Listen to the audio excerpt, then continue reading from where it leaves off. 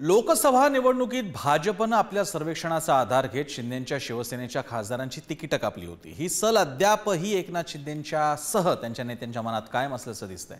त्यामुळे लोकसभेच्या स्ट्राइक रेटचा आधार घेत मुख्यमंत्री एकनाथ शिंदेंनी विधानसभेसाठी पिच तयार करायला सुरुवात केली आहे। पाहूया।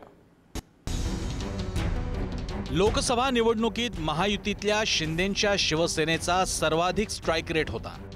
15 जागा लढवणाऱ्या शिवसेनेनं 7 जागांवर बाजी मारत दमदार कामगिरी केली। त्यामुळे याच आधारे मुख्यमंत्री एकनाथ शिंदेंनी विधानसभेसाठी अधिकाधिक जागा पदरात पाडून घेण्यासाठी शड्डू ठोकलाय।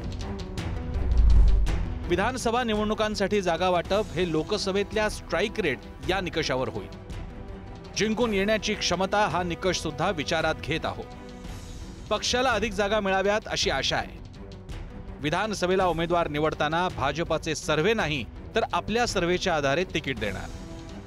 90 ते 100 जागांसाठी शिंदेंची शिवसेना आग्रही आहे। निश्चित स्ट्राइक रेट लोकसभेचा जो आहे तो ग्राह्य धरला जाणार आहे।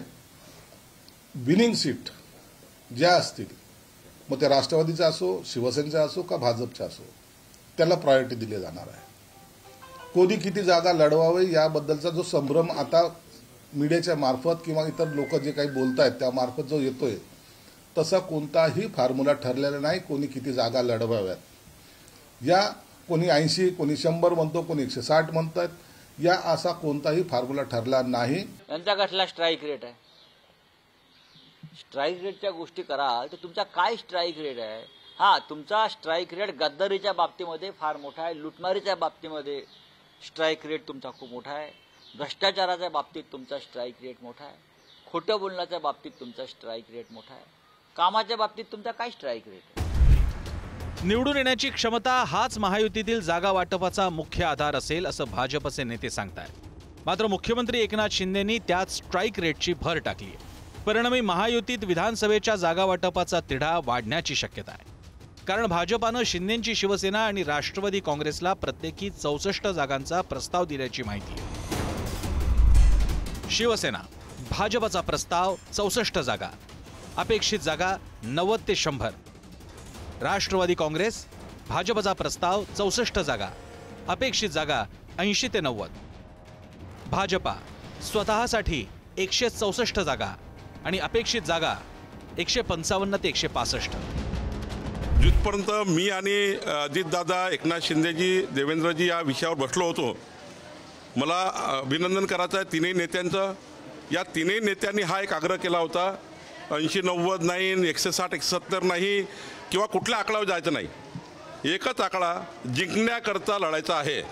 जिथे अजितदादा जिंकेल तिथे अजितदादाचा आग्रह आम्ही मान्य करू, जिथे एकनाथ शिंदे जिंकेल त्यांचा आग्रह मान्य करू, आणि जिथे आम्ही जिंकतोय त्या ठिकाणी ते आग्रह मान्य करतील।